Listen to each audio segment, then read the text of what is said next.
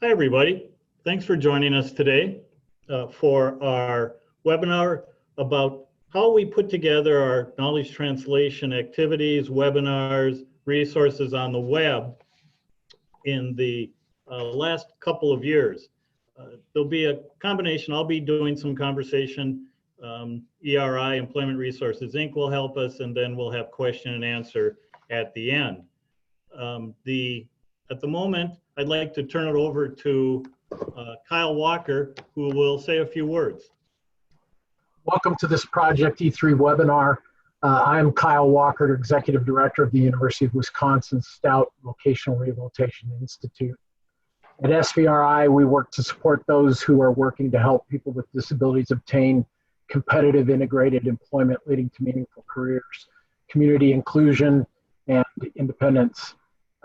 We do this by focusing on our federal grants such as Project E3, but we also provide consultation and customized agency solutions and technical assistance beyond the scope of our grants.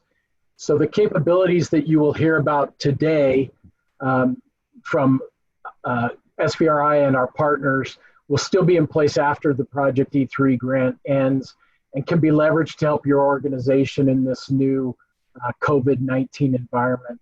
So I want to thank you for attending today, and I hope that this is something that will help you in your practice. Great, thanks, Kyle. So I suspect some of you on the webinar have been with us since we got started, and we really appreciate your support through all of this. When we started in fall of 2018, Project E3, again, for some that may not be familiar, the overall objective of Project E3, which was one of the technical assistance centers funded by RSA, was to improve access and service for persons with disabilities living in poverty. You can obviously read the slide. That particular project had 5 key strategies, as you can see there. As we were constructing the knowledge translation component of the work plan, we looked to those strategies and what could we do within our knowledge translation activities to support each of those strategies. So that's what, as a framework, that's how we'll be talking about how this evolved over time. And so we're going to give you a little bit of a history of how we got from point A to point B, as well as talk about what things might be happening down the road, or at least hearing from individuals. To give you an idea, we're actually pretty proud of how this has evolved. To give you an idea, here are some of the statistics. As you can see, our website users by quarter in 2018, about 1,600. April through June of last year, our last report filed, we had a little over 17,000.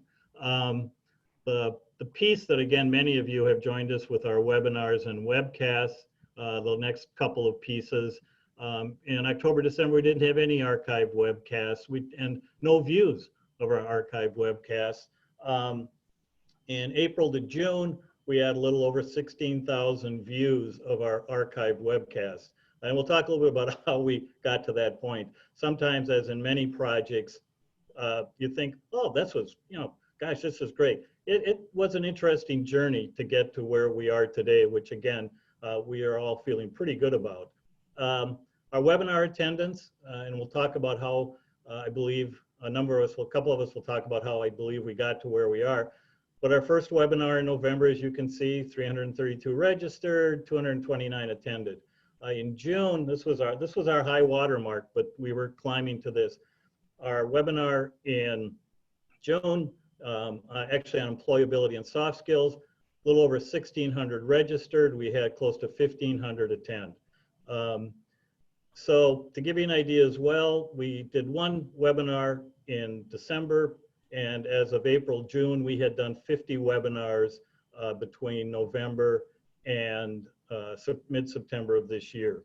So, but we'll talk in addition to just the webinars, the other activities we were doing.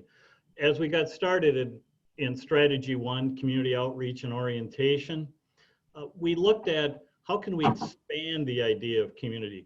The grant project specifically wanted the development of a community of practice, but we felt that it would be good to expand that idea of community. And Teresa Kulo and Priscilla Matthews from ERI, Employment Resources, Inc. We'll talk a little bit more about how we did that. But the idea was, you know, how can we make that happen? And so that center box around community could also be considered our Project E website, E3 website, from which we did both our archived webinars, a considerable amount of research, both articles as well as our plain language summaries, which was a nice addition, our online community of practice, and there were a variety of other activities that and again, we were purposeful to it. So, but versus sometimes we just create websites and hope people will use them, we looked at how can we drive people to the website and how can we engage people to use the resources on the website. And so that's part of what we'll be talking about. But that was a big part of our community outreach and orientation. And if you think back to some of the statistics I just shown, we felt we made a pretty good inroad in community outreach and our orientation in terms of the purposeful way we approached this. And so, again, second strategy, probably not that different in any kind of planning and strategy process, was a needs assessment and strategies for change. We looked at what some of you might be familiar with, which is an ADDIE model that is used in a lot of learning development and course development. So again, we did an analysis of actually what people would be interested in, both from the stand of sort of our whole community. What would be of value to them? And we were viewing our community as primarily currently active VR counselors, VR supervisors, and this could be VR counselors and supervisors, both in public VR agencies, but as it turned out, also private VR agencies, occasionally members of the Veterans Administration VR program would be on our webinar. So we were viewing our community as a broad overall kind of rehabilitation community, but with a focus on state VR agencies, the public VR agencies. So our analysis identified, partly with the grant, you know, issues of poverty. How can we address issues of poverty and improving access for individuals with disabilities living in poverty? People told us we want practical webinars. We would like, as much as possible, useful information that we can use right away. So along those lines, topics that were identified back in fall of 2018, and even when the grant was written, motivational interviewing, trauma-informed care, self-employment, benefits planning, financial empowerment, innovative job strategies, things of that nature. Also talked about trying to get it in short bursts, not half days, but how could we get that kind of information across in a relatively short webinar, hearing about what other VR agencies were doing, and I believe we were able to do that, not in all the cases, but in many cases. And again, sort of practical. How, please give us useful information that we can take and use right away. And as we walk through this, again, I believe that our analysis and then how we implemented got at, if not everything, just about everything that people asked when we initially looked at our needs and interests and issues approximately 2 years ago. So again, so what was our webinar selection like? Interestingly, and that's why I said, like any plan, once you started, things change. Originally, we were going to use webinars as a way to introduce and get people more involved in the community of practice, since that was one of the primary objectives within the grant project. And again, as I talked about, what's needed, what was practical, and we wanted as much as possible to make it low cost or free. So we were looking for presenters who were currently part of our Project E3. There are 6 partners within Project E3, as well as states that we were working with that may have had an interest in presenting. So that was part of it. The other was registration. We did have registration. Many of you have registered with us. Hopefully, we actually progressively improved that process. But part of the registration was, as many of you that have been parts of grants, counting, letting us know who's there. But it gave us an idea of distribution, gave us an idea of how we were doing. You know, we were interested in reaching certain groups. Were we reaching those groups? The other, and when we looked at the partners, when I talk about low cost or free, one of the pieces, one of the key partners in this project was Virginia Commonwealth University, who have an extensive library. In addition to what we maintain on the Project E3 site, I would encourage you to go to Virginia Commonwealth University's site and look at the range of courses and information and webcasts that they have available. I haven't been lately myself. I believe some are free and some may be a cost. As I had mentioned, one of the benefits planning was a big issue that folks were interested in, and VCU was gracious enough to let us use the 6-part series that they use. It's run by Lucy Miller, who's the presenter. Excellent series on benefits planning. That's archived on our Project E3 website. You can also find it at VCU, and if you're interested in some other activities around benefits planning, VCU is an excellent resource for that. So we think our webinars, as they have evolved, have been a good mix of speakers. We've had VR staff as presenters, we've had researchers as presenters, and we've had practitioners as presenters, professional counseling professionals as presenters. So we feel we've offered a pretty good range of that. And again, our idea was, how can we get information to people that they can use immediately? So now, again, as I talked about purposefully, a big chunk of anything like this is marketing. And I think that was, I would say, my personal opinion, that's a piece where we thought it through and it went quite well. And so Teresa Kulo and Priscilla Matthews from Employment Resources, Inc. will talk about what was done and how we approach the marketing. Thanks, Terry. I'll go ahead and share my screen and jump back into the PowerPoint here where you left off to talk about some of the marketing efforts.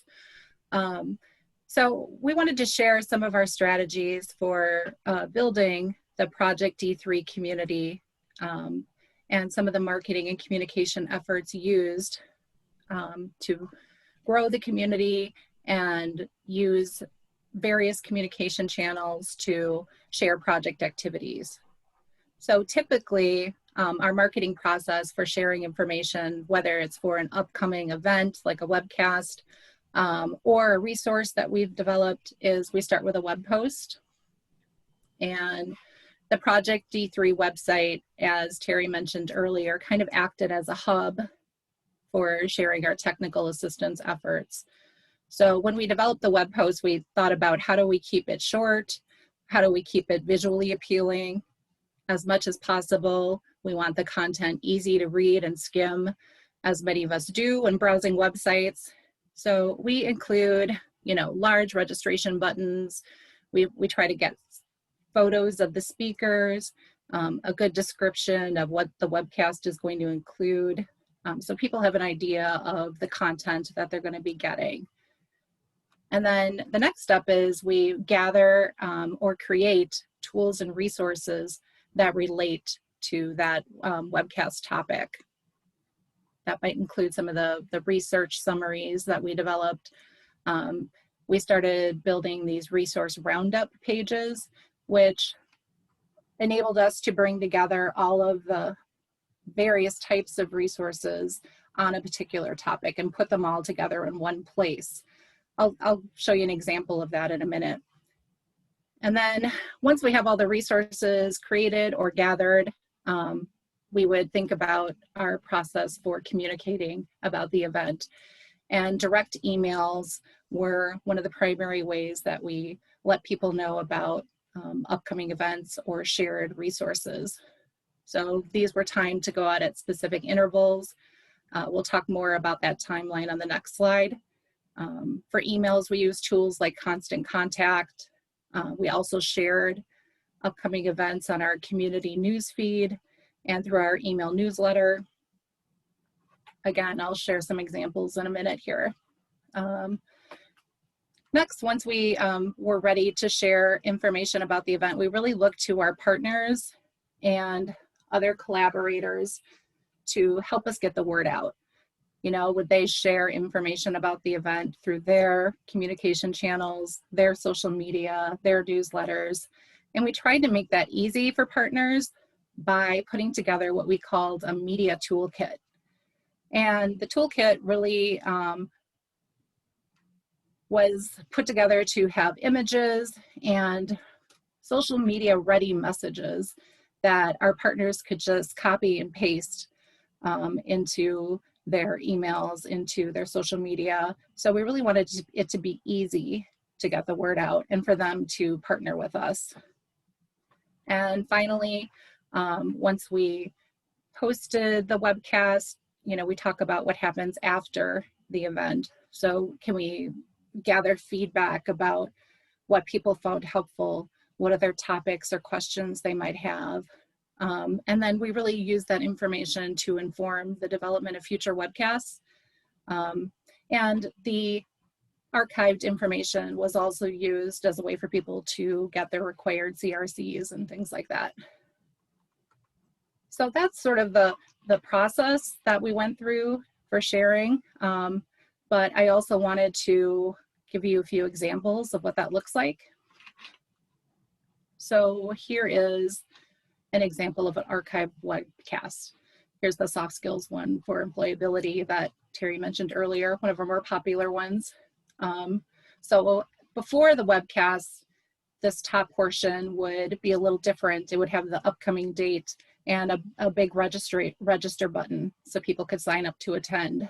Afterward, we put the recorded date and then all the resources associated with that event, including the link to the archive webcast, the link to the evaluation survey, a transcript, and then we talked about those resource roundup pages. So this is an example of one of those where we bring together featured training. So this is all about soft skills or employability skills. We highlight states that we're partnering with Project E3 who are using that strategy to improve employment outcomes. And then we bring together some of the research summaries and link over to our resource library and research library. And of course, we want everyone to, you know, join the community of practice and go there to find out the latest happenings with E3. And just to look at that piece of it, this is what the community looks like. This is the live feed. That's the first thing you see once you log in. And this is a great place to go to get the latest news and information of what's happening. So upcoming events. Here's today's webinar. How to access CRCs and the archive webcast series. And then members, partners, collaborators, anyone can add things to this feed. So all you need to do is post. You can add links, you can add videos. And if you haven't logged in before and you want to access archived webcasts, right at the top here, you can get to the list of all of the archive webcasts. And they're kind of in date order. So these are all available for viewing right now. And again, CRCs are available with these webcasts. I also wanted to show a few of the other tools I had mentioned. So when I talk about, you know, the newsletter, so this would go by email and land in, anyone who joined our community would get this email every Wednesday. And we'd highlight some resources. We might share information about, you know, upcoming webinars and how to register. So the links would be live, speakers, things like that. So those went out every week. And then we also talked about sort of the direct emails. So Jen from SVRI planned out the sequence of when the emails would go out. She incorporated images, included a blurb about the webinar, how to register. So that was the ways we communicated using email. All of you who are here are probably familiar with that. You probably got those along the way after registering for this event. We talked about the media toolkit. So this is what we would send out to partners and collaborators to help us get the word out about the webinars. So we invited them to use the toolkit to share on their website, social media, newsletters. And then we really tried to make it easy by including a graphic they could take and use. And then we have all these pre-written social media messages that people could just copy and paste into their Facebook, Twitter, LinkedIn, as the weeks were coming up to share this webinar series. And then we put together like a sample blurb, a few paragraphs that people could put into their newsletters to share as well. And just to give you an example of what that looks like when partners use this information. Bring up one more handout here.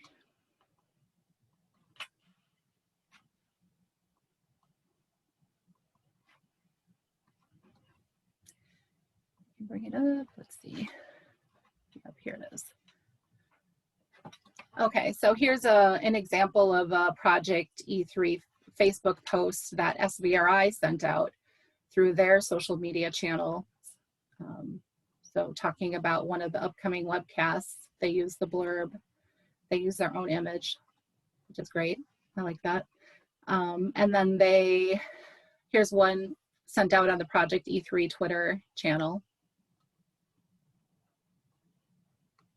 Here's an example of this morning's Twitter feed from NCRTM promoting today's webcast. And then I just had a quick example here of the Florida VR who sent out a newsletter and used one of the blurbs to talk about upcoming webcasts in their newsletter. So we really appreciated, you know, partners and agencies across the, you know, the country sharing this information, helping to get the word out about these topics. And that was one of the reasons that we continue to increase the number of participants who came to the webcast. So now I'm going to hand it over to Priscilla to talk a little bit more about our marketing timeline.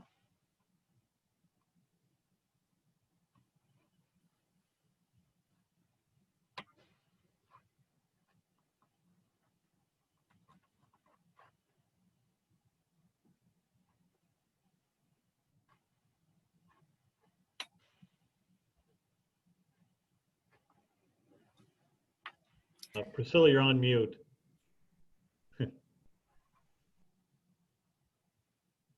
There, hello everybody. Now you can hear me.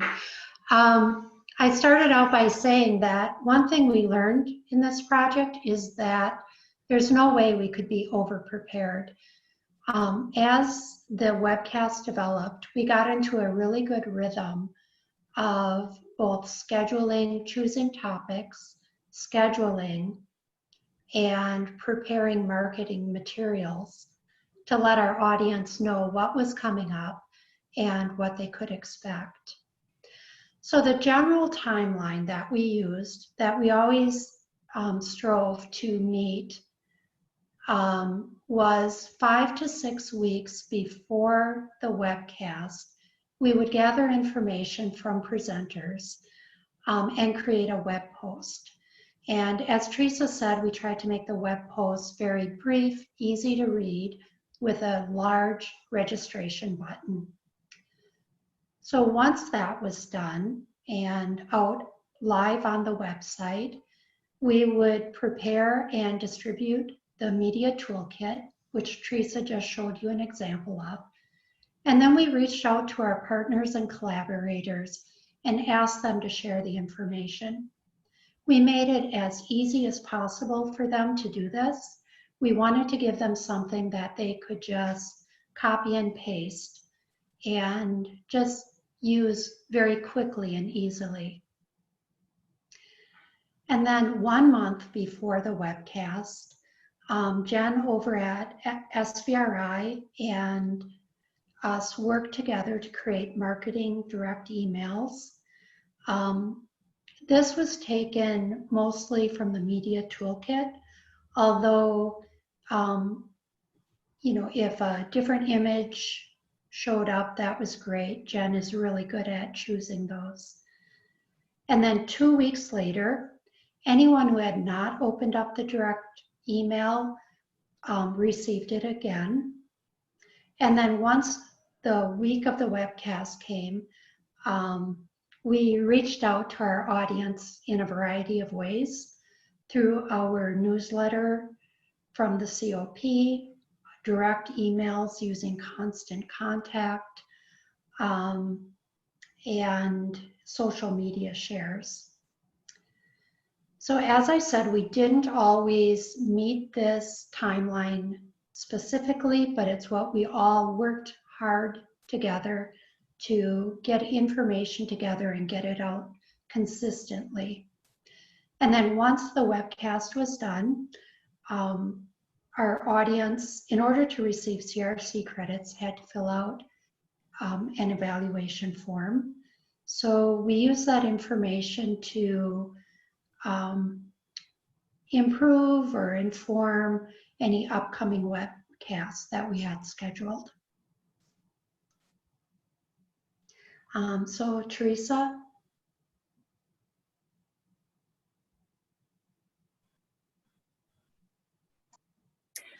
Thanks, Priscilla.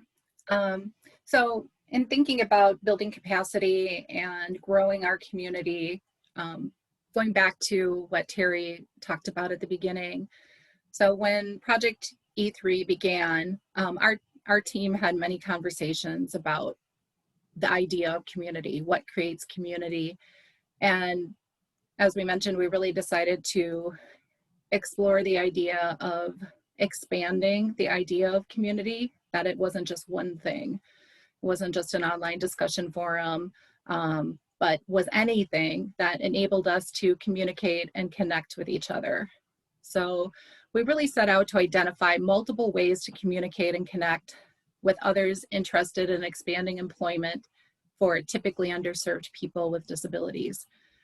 And after looking at the various communication channels we could use, we were very planful in making sure all messages and invitations to connect were shared through a variety of these channels and repeated. So understanding that one type of communication doesn't work for everyone, and that repeating messages makes it more likely to be noticed and responded to. So for example, in expanding our definition of community, in addition to webinars, the Project E3 website would share information, through plain language summaries. These were summaries of current research and were a quick 2 to 3 minute read. And we also recently added an audio version of the plain language summaries as well, for those folks who prefer to listen to the latest research while they do something else. So those are able to be listened and downloaded. And then, we went ahead and archived the webcasts. So if people weren't able to attend live, they could sort of circle back and fit those in as made sense to their schedules, or when the content was relevant to things they needed to know. We continued to do weekly newsletters. We originally had started out by doing Sunday newsletters that just sort of summarized activity on the community of practice. And then we decided to add a Wednesday newsletter as well to share information before Thursday webinars happen. So it kind of was that last opportunity for people to find out what the next day's webinar was and reminding folks they still had time to register. And then we, did some podcasts, which are available on the website. We started doing those resource roundups after we had these great resources that were developed. We wanted a way of curating them and collecting them and putting them together by topic so they were easy to find and access. So really we worked on a variety of ways to build capacity of those who work with individuals with disabilities who live in poverty, and wanted a number of options and opportunities to increase skills and capacity, whether watching a live webinar, watching an archive webinar, listening to a podcast, reading an email quickly, getting research and getting research in a plain language summary. All of these things were designed to meet different learning styles, time constraints, training needs, and interests. And, you know, we started off with launching our community in 2017, and we had 20 people who joined the online community part of it. And as of yesterday in 2020, we had 2,638 community members, and continues to grow. I did want to share one other resource that evolved based on thinking about our communication strategies. And I think this is a handout that we'll share with you all as well. But right from the beginning, I'll zoom in a little bit. We talked about, you know, that idea of the website and how we would plan to use that to share research and build our resource database about evidence-based practices. And then we really thought about how to focus on putting the research into practice, you know, aligning project priorities with very concrete, specific strategies that people could use to better serve the people in their communities and improve employment outcomes. And, you know, we talked about earlier that the online community was sort of going to be a central hub for project activities, a space to bring people together. You know, we might have the opportunity for groups to be open or closed, to have the ability to focus on specific goals or tasks and customize to meet their needs. Like what kind of live events and conferences, face-to-face opportunities would we offer, and how could we use that as a place to network and build trust and, you know, inspire action. Obviously, those have kind of dwindled with the circumstances around COVID right now. But at the beginning, we really were thinking about opportunities to actually meet face-to-face. Podcasts are very popular right now. So we thought about how can we tap into that sort of modality for people to access information. We talked about videos as a way of gathering stories from the field and connecting with participants or showing practices. And the video side, in the ability to tap into expertise, really lended itself to the webinars. So those two things kind of went hand in hand. We talked about how can we create practical tools as a roadmap for putting research into practice. And then how do we bring together, you know, emails, newsletters, social media as a way of connecting more broadly to people with an interest in some of the same topics or with the same goals that we had. So right from the beginning, we really outlined our strategy for connecting to people in a variety of ways, and hopeful that, you know, we would be able to get the word out. And I'm going to hand it over to Priscilla. Hello again. I wanted to give you an example of a community of practice group that really shows how people came together and used the community as a place to connect and share information. The Leadership Academy is a private or a closed group within the Project E3 community of practice. It started out with a group of people meeting at a conference, and they developed enthusiasm and really liked the direction they were going together, and they wanted to continue the momentum that they started there. So they asked us to create a closed group within the Project E3 community of practice, and they started meeting there regularly. They scheduled monthly Zoom meetings, and at the meetings, they invited content experts to talk about issues that were important to them and to share information and where they could have a live conversation. These meetings were recorded and shared within the private group, and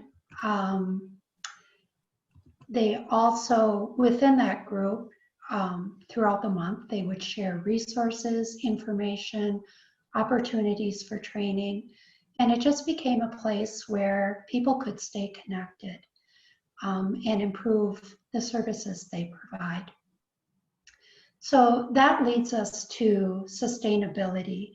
One of the goals for this project is that people take the information that they learn here and apply it to different projects or to their practices.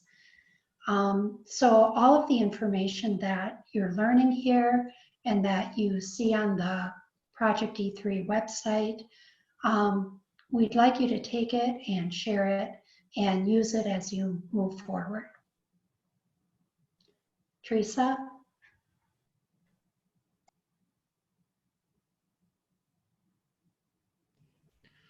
I see I'm muted. I'm just going to hand it back over to Terry to Great. continue. Thank you. Thanks very much. And while I bring back up and I continue the presentation, a couple of points I neglected to make.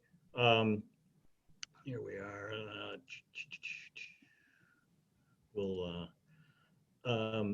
Is that, and I saw actually in chat, and so it relates to that, and some people are starting to figure it out. I neglected to mention at the beginning, we're going to have live question and answer after we're done with the presentation. So if you have some questions about the marketing, I'm going to talk about how we put together the webinars, questions about what how we organize the website, anything along those lines, you can put that in the Q&A. I will also say we at the last slide in this piece, and I know that Jen has posted a link to this slide presentation, I list the names and all the email addresses of the group that put all of this together. More than willing to talk with anybody about how we did it, how we put it together. I'm going to talk a little bit about, sort of highs and lows. But if particularly those of you that are planning or putting together training coordinators or have been given that kind of responsibility, we're more than willing to tell you what we've learned in the midst of developing this piece. So please contact us if you'd like to hear more about how we've done this.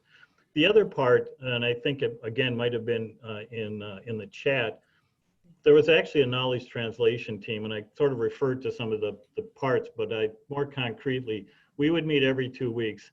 And the knowledge translation team was staff from Stout Voc Rehab Institute, or SVRI, Teresa and Priscilla from Employment Resources Inc., or ERI as we refer to them, and then Terry Blankenship and occasionally Vicki Brook from Virginia Commonwealth University. And we would meet every 2 weeks. I think one of the questions in chat is, how did you pick the webinars? If you think back to our original sort of needs assessment and analysis, so we looked at that, we considered sequencing, we considered sort of series. For those of you that have watched some of our webinars, things like trauma-informed care was a 3-part series, benefits planning, as I mentioned, was a 6-part series. We've done a couple of things along those lines. So we as a group every 2 weeks thought through, and then we reviewed all the evaluations, looked at what people thought, what we felt went well. But that was the group that guided this whole effort from even before the fall of 2018. I think, as Teresa said, even around 2017 as the website was being put together, and then as we started doing the webinars. So it wasn't just a couple people, it truly was a good collaboration, and I think put together some wonderful topics and some wonderful webinars. So along those lines, and following up on what Teresa talked about, in terms of our purposefulness, let me get up here to, I suspect, at least for some of you that may have logged in, so how the heck did we do this? Tips, it's really sort of tips and ideas about what we learned as we moved through this. So registration. As I mentioned earlier, we had people register because we wanted to know clearly for our grant, how many people are we having? We also were interested in distribution. Were we getting across the country? Was it just Minnesota and Wisconsin? For those of you that aren't familiar, SVRI is located at the University of Wisconsin Stout in Menominee. So were we getting broad distribution or broad interest from across the country, or was it more regional? So that was beneficial to us. So we interestingly, again, and this is, I'll probably weave in some of this on accommodations and accessibility. For those of you that have registered for one of our webinars, you may note that there is not a place to put in state. The registration platform that we needed to use for this had a drop-down menu for state that could not be seen by certain screen readers.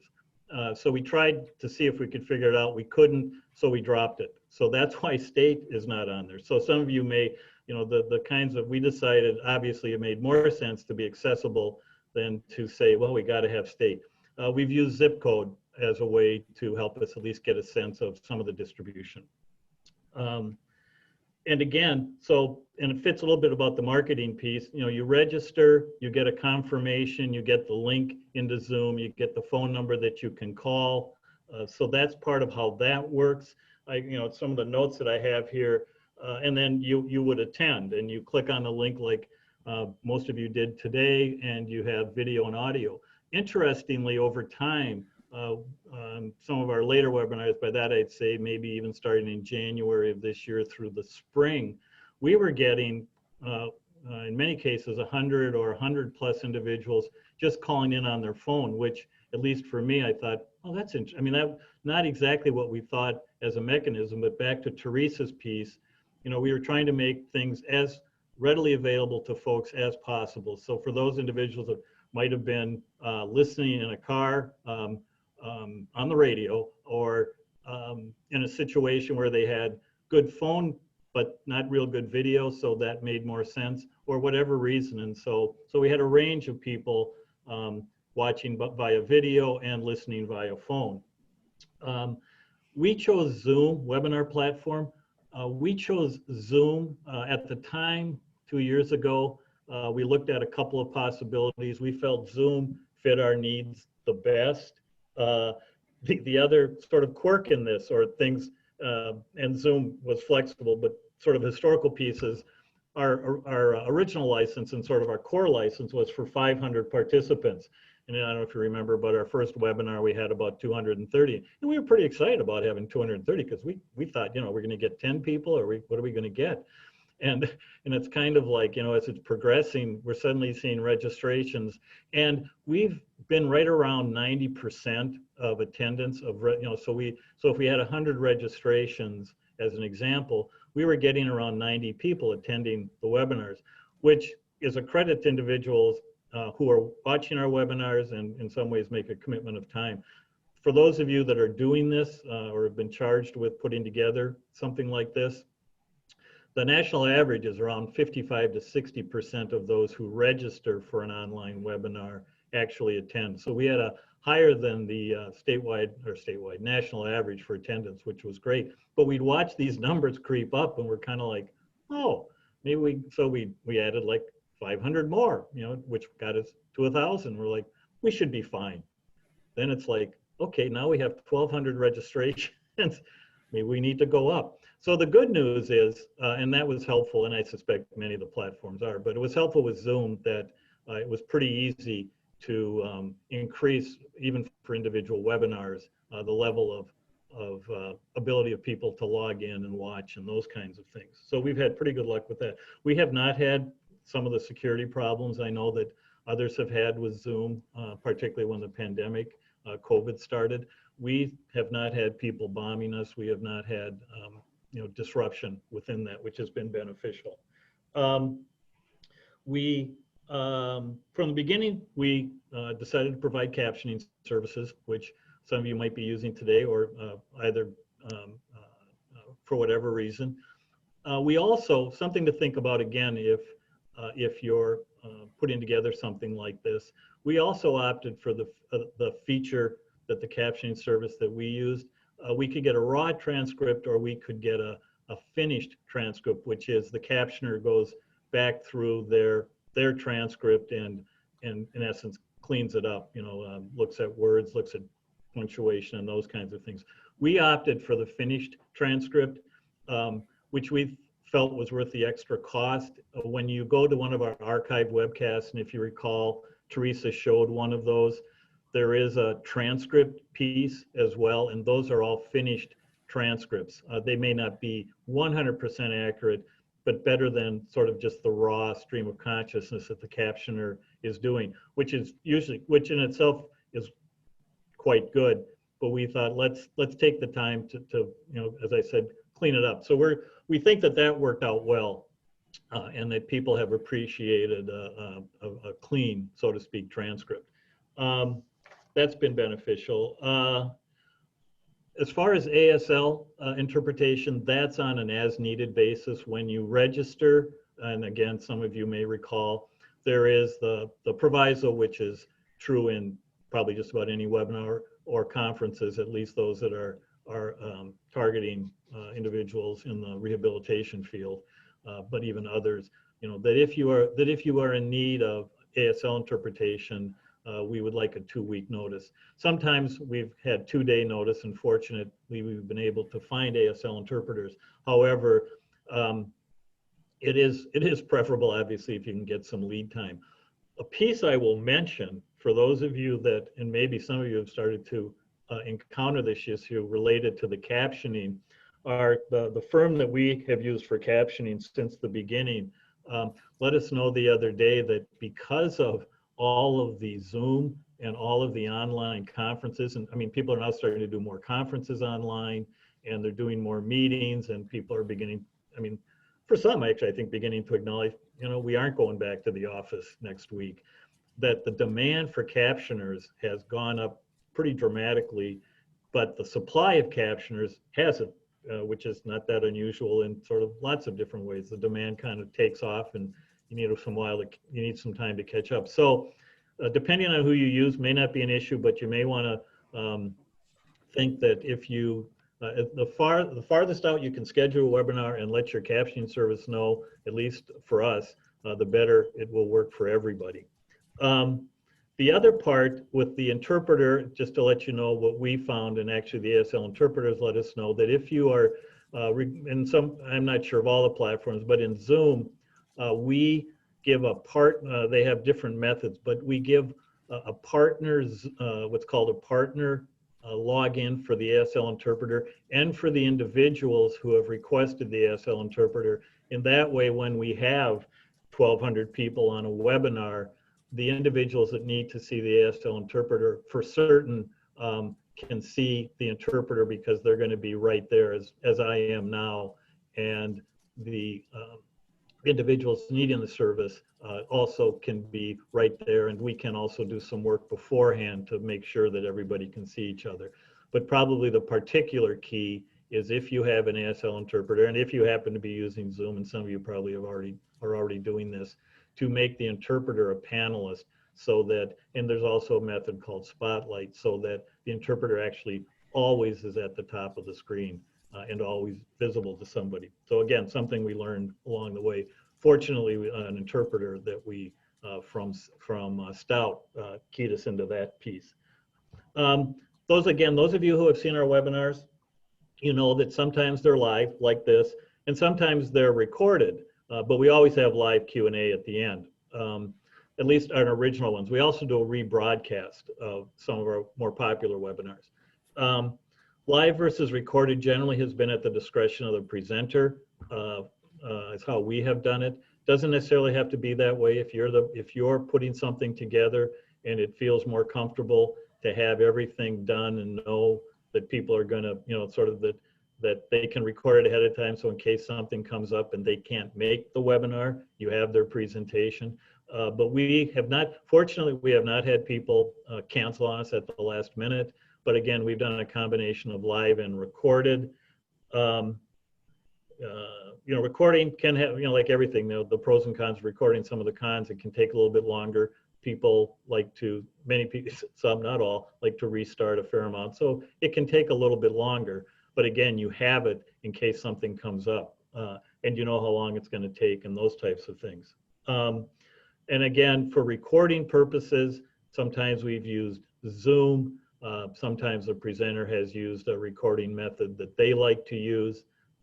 It's best to keep it, if you're going to be using Zoom, it's best to keep the recording as an MP, M as in Michael, P as in Paul, MP4 recording. Zoom's kind of quirky about what it will play and what it won't play. Interestingly, when we play the recordings in Zoom, and again, if some of you have encountered this, you actually, the best way to use it is Microsoft Media Player or Media Center. Other video players don't seem to work as well in Zoom, and sometimes your file does, but clearly make it, if you're using Zoom, and they may make some changes down the road, but you want a recording in MP4 version that works the best with Zoom. And then I'm looking again at my notes here, and I've talked about it again.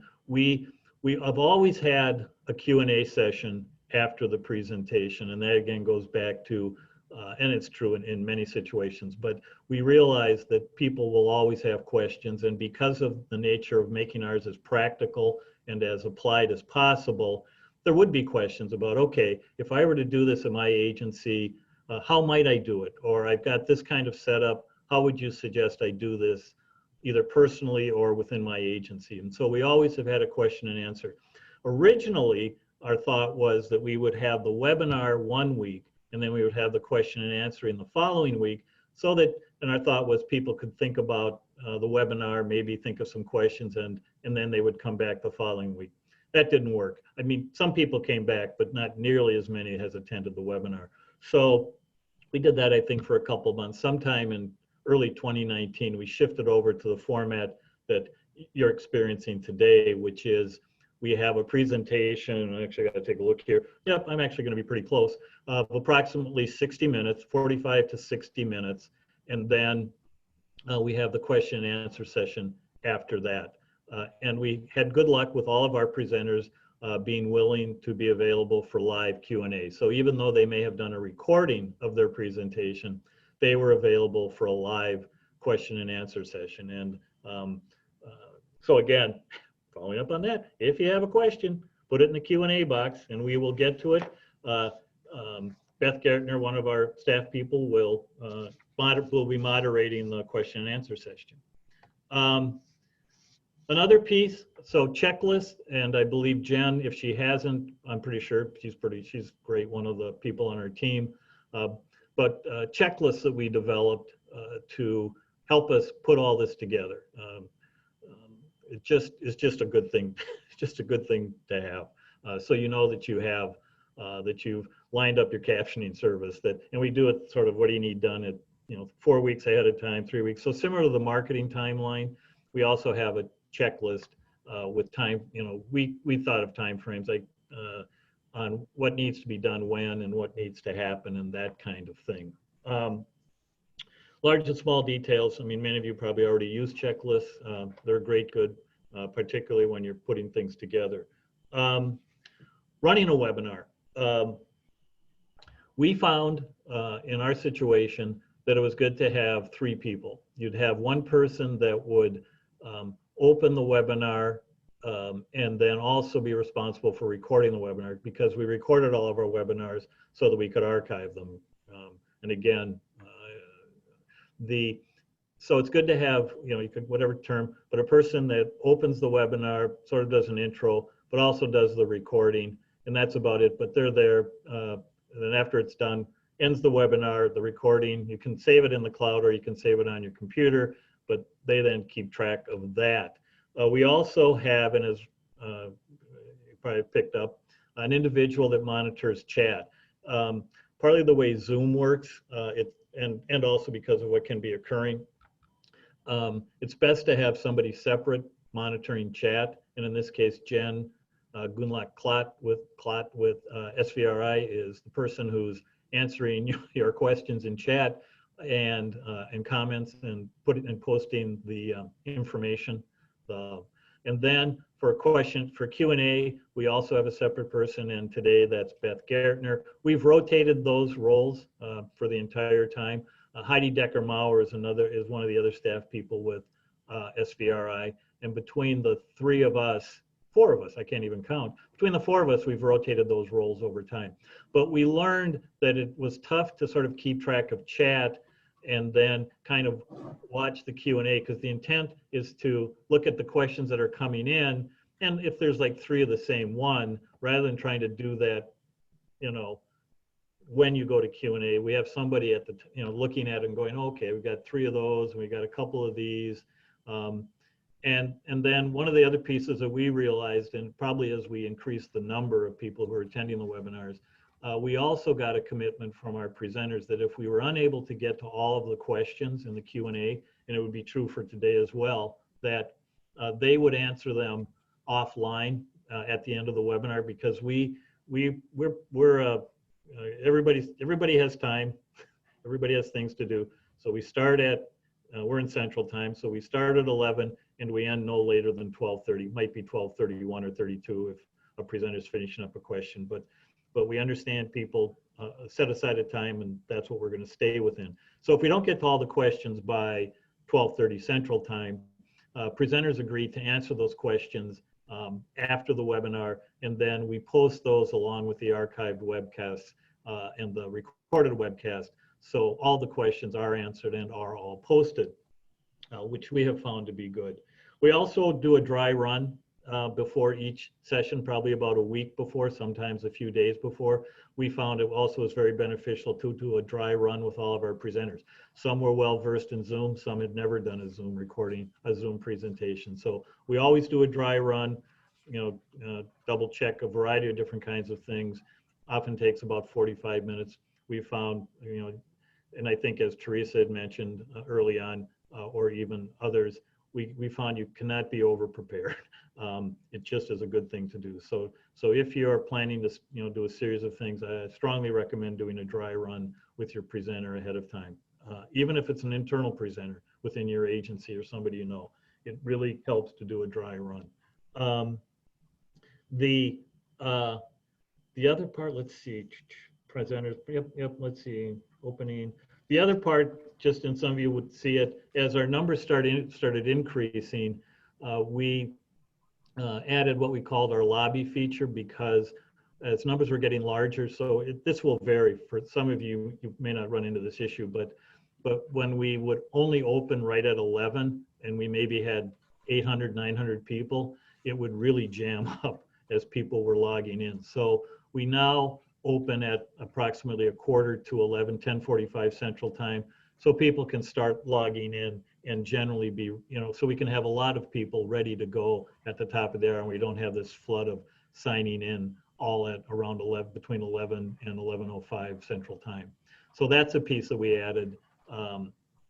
So that's for those of you that may have logged on around 10:02, you would have seen a sequence of slides that we run talking about both the title, the presenters, you will have seen it, but sort of technical issues about how to watch the webinar, some information about CRCs, and then the acknowledgement and disclaimer slide that we run. CRCs, you need about 30 days ahead of time. SVRI is an organization that can grant CRCs. We do need to get approval of CRCC in Atlanta, I think. But we do offer CRCs. Turns out that we thought that might be a draw. I think it has been for some of the webinars. Particularly, I think the archived webinars are beneficial. So not only are the live webinars, whether they're live or recorded, or the archived, all have one CRC credit that's available. And so for this particular webinar, when you get the evaluation tomorrow, at the end of the evaluation, there'll be a place for you to check saying, yes, I would like CRC credit. And you give us your name and your email, and we'll take care of that. We were processing those sort of manually because of the nature of how it works in the certificates. probably over the sometime over the summer, Jen, who was doing the processing, worked with, I think actually ERI. They came up with a pretty slick kind of automatic way to do that. So for those of you that request a CRC after complete your eval and request a CRC, you should actually get your certificate in about 5 minutes in your email box. So it wasn't much of an issue when we had 200 people and maybe we got 10% or less that requested CRC. I mean, it was, but when we got up into 1,600 people attending, or 1,300 people attending, there's suddenly up to 130 certificates that you have to process. So we needed to, so that was one of those, necessity being the mother of invention. We needed to come up with a different way of doing that. Let's see, that's, I think, about it. So, and again, if you think about, I covered it, you know, we did the analysis, so the ADDIE model that I talked about back in the beginning. We had the analysis, we had design, which I've talked about here, delivery format. You know, we developed them, we developed both live, and as I had mentioned earlier, we also tapped into some to existing webinars, particularly in the library at Virginia Commonwealth University. We did the implementation, and then we also do the evaluation. So all of that has fed into how we've done this, both how we've grown it, but it's all been purposeful in the strategies that we decided to work in.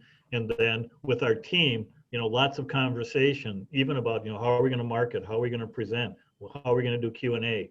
You know, we made it intentional, and we think that both has paid off in terms of our participation, but we also believe it has been beneficial to the individuals that have attended our webinar, not just our webinars, but the whole community, as Teresa talked about, in our webinars, the research articles, the plain language summaries, the archived information. Excuse me. We think all has stemmed from the fact that we got into a routine, but also made certain that we were continuing to keep it practical, continuing to focus on issues related to poverty and disability as much as possible, and elements that came out of that. So with that, I will turn it over to Beth Gertner, who will moderate the Q&A. So take it away, Beth. Thanks, Terry. Actually, one last thing, Beth, sorry. Let me just do, this is a 30-second. I do this to Beth, and then she's usually ready to like turn me off. Our last slide, sort of who are you going to call? So this is the list of our SVRI staff, and then Teresa and Priscilla that you heard from today from employment, and then also Vicki Brook and Terry Blankenship from VCU. So now I'm done. Thanks, Beth. No problem. Do you want to actually leave that slide up maybe for a minute, Terry? Sure. We have somebody in Q&A who is asking for contact info. Okay, I can do that. I'll go back down to it. And then I can leave that up if you want as we're doing. Yeah, that would be great. Okay. Hello, everyone. As Terry mentioned, my name is Beth Gertner. I'm part of the SVRI team working on Project E3. Unfortunately, I will only be coming to you via audio today. I've been having some tech issues. You know, rural Wisconsin isn't always the best in terms of internet. So sorry about that, not having video today. So we'll just jump right into the Q&A for today.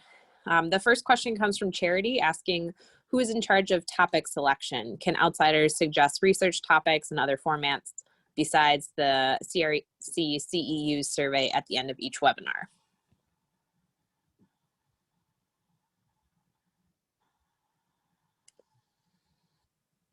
I'll jump in and others can add. Certainly. Yeah, if you've got an idea in mind, let us know. You know, that's you know, probably a piece we didn't do as well advertising, but again, back to Teresa's piece about, I mean, expanding the community is also expanding the interactions and the partnerships. So yeah, if you have an idea, please. And if you have a potential presenter, particularly if they're low cost or free, mention that as well. But I'll let others answer as well.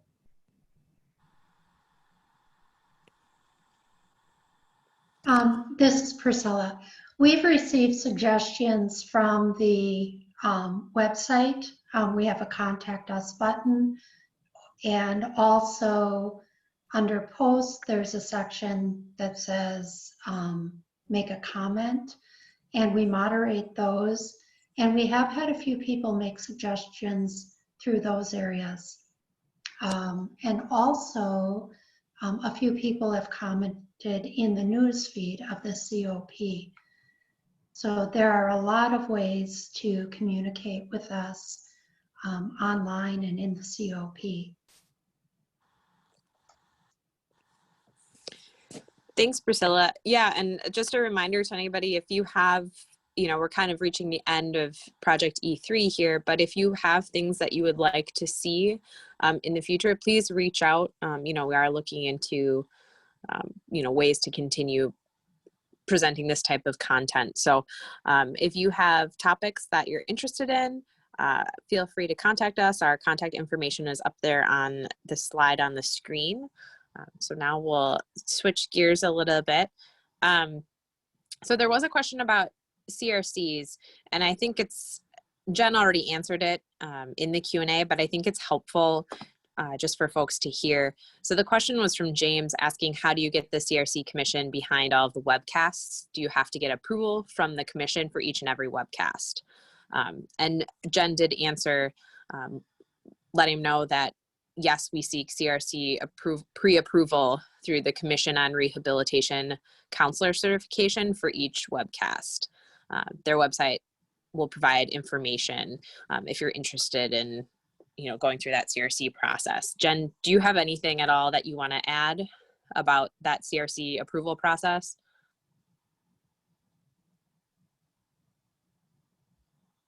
No, that's the process that we go through. Just they prefer to have the pre-approval form sent to them approximately 4 weeks before your webcast would be broadcasted. Perfect, thanks. Sorry to call you out like that. I just thought that might be something helpful for other people to know as well. Not a problem. All right, for our next question from Devin, what resource do you use to caption your live and recorded trainings on Zoom? We use Caption First, and Terry or someone else, I don't know if you want to jump in and talk a little bit more about working with them. I know you've worked more closely with them than I have.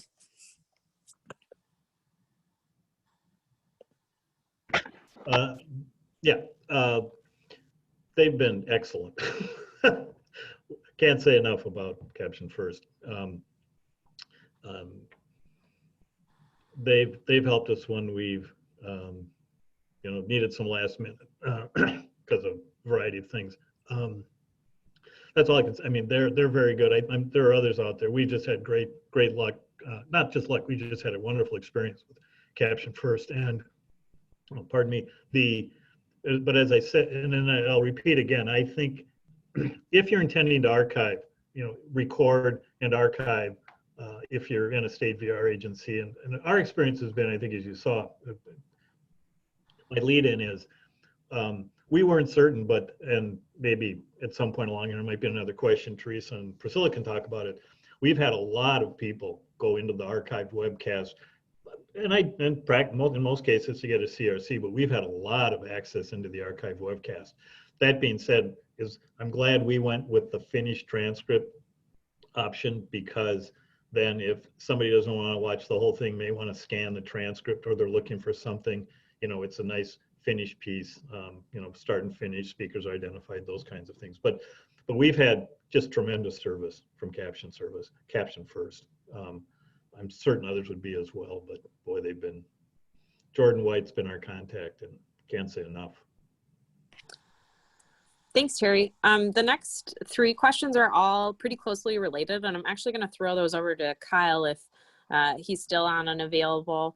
So I'll read off the questions. They kind of all play into one another. So Veronica asks, will Project E3 be continuing, or is the grant over?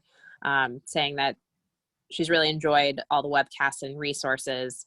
And then Cecilia says, you mentioned that you're coming to the end of your grant. Will your website still be maintained with all of those resources? And John asks, previously recorded webinars with CRC credit remain available after E3 ends. Excellent. I will answer each one in turn. So with the end of the grant looming, we are going to be maintaining the website, I believe, for 3 years with the archived website, the archived webinars. However, those webinars are also going to be available on the National Clearinghouse Rehabilitation Training Materials website as well. And at SVRI, we are working to create another repository for those grant-related webinars to be housed. However, in order to receive the CRC CEUs, we may have to, after the grant, we may have to charge a small processing fee. We're thinking, $10 or less, but there is a processing cost to that won't be covered when the grant ends. And so we want to make sure we can still provide CEUs and be able to cover those costs. So the answer is yes, you can find those, you can find the website will be maintained for 3 years after the grant. Those webinars will be housed there. The webinars will also be housed at the National Clearinghouse of Training Materials for Rehabilitation. And then here at SVRI, we will have them archived here with a small processing fee for CEU credit after the grant is over. Perfect, thank you. All right, let me just double check here. I don't think we have any other questions in the Q&A. Riley had asked for contact info that was on that slide that Terry had shared. If you didn't get a chance to jot everything down, just reach out to us in chat and we can get you the contact info of whoever you need. And it looks like we are all have gotten through all of our questions here. With that, I guess I'll turn it back over to you, Kyle. Well, in closing, I would just like to thank our Project E3 knowledge translation partners at the Southern University of Baton Rouge, Virginia Commonwealth University, and Employment Resources, Inc. We would also like to thank our project officer at the Rehabilitation Services Administration, Felipe Luli, who has been instrumental in helping to guide this project. And then I'd like to thank the SVRI knowledge translation team for the hard work they've done to put these webinars together. Again, I just want to emphasize that SVRI and our partners will continue to have the capacities that we've built under this grant available after the grant ends in order to help VR agencies with customizing or implementing similar solutions during this COVID-19 time when maybe your training resources and ability to get people together for training is limited. So please feel free to contact us if you have any questions. And we just want to thank you for joining us today and have a great day.